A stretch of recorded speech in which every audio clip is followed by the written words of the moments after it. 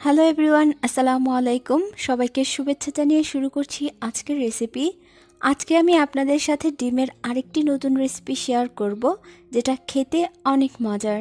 চলুন তাহলে শুরু করা যাক। প্রথমেই আমি কড়াইতে 2 থেকে 3 টেবিল চামচের মতো তেল দিয়ে দিলাম। এবার এর মধ্যে দিয়ে দিচ্ছি হাফ চা চামচ লবণ আর একটুখানি হলুদের গুঁড়া। এখন এগুলোকে একটু নেড়ে মিশিয়ে নিব। মিশিয়ে নেওয়া হয়ে গেলে হালকা যখন তেলটা গরম হয়ে আসবে তখন দিয়ে দিচ্ছি ডিম। ডিমগুলো আজকে আমি অর্ধেক করে নিচ্ছি, আপনারা চাইলে আস্তেও রাখতে পারেন। এখানে আজকে আমি 3টা ডিম নিয়েছি, আপনারা মানুষ অনুযায়ী বাড়িয়ে বা কমিয়ে নিতে পারেন।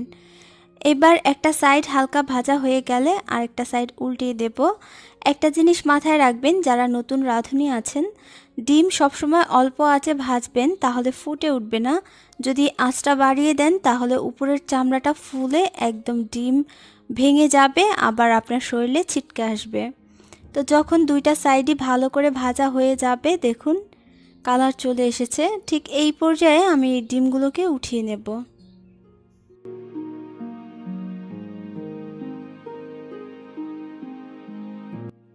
এইবার অবশিষ্ট তেলের মধ্যে দিয়ে দেব হাফ চা চামচ আস্ত জিরা। জিরাটা কিছুক্ষণের জন্য একটু ভেজে নেব, পুড়িয়ে ফেলা যাবে না, সেটা খেয়াল রাখবেন। জিরাটা হালকা ভাজা হয়ে গেলে এবার দিয়ে দিচ্ছি পেঁয়াজ আর কাঁচামরিচ। এইখানে 3টা মিডিয়াম সাইজের পেঁয়াজ আছে আর অনেকগুলো কাঁচামরিচ ফালি করে নিয়েছি, প্রায় 6 থেকে 7টা হবে।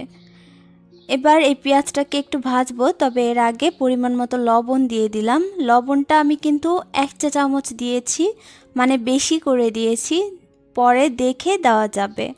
পেঁয়াজটা যখন এরকম একটু হালকা ভাজা হয়ে আসবে তখন দিয়ে দিচ্ছি হাফ চা চামচ আদা বাটা আর হাফ চা চামচের বেশি রসুন বাটা।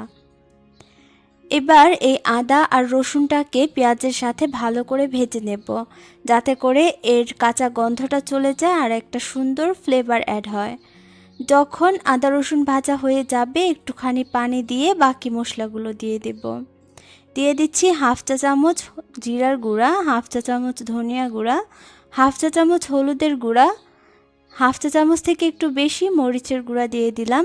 যেহেতু অনেকগুলো মরিচ দিয়েছি তাই এমনিতেই ঝাল হয়ে গেছে, মরিচের গুঁড়াটা কম দিয়ে দিয়েছি।